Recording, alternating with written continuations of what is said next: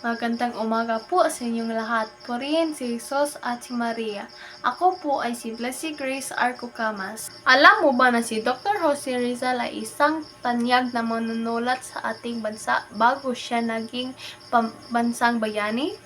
Si Jose Rizal ay pinanganak sa Calamba, Laguna noong Hunyo 1861. Anak siya ni Ginoong Francisco Rizal Mercado at Ginang Teodora Alonso Realunda. May siyam na kapatid na babae at isang lalaki si Jose Rizal. Si Jose Rizal ay nag-aaral sa ibang bansa doon sa Madrid. Ang pinakabantog sa lahat na aklat na kanyang sinulat ay ang No Limitang Hearing at El Filibusterismo. At dito nagalit ang mga Kastila sa aklat na ito. Dinakip si Rizal at binaril sa Bagong Bayan, na ngayon tinawag na Luneta.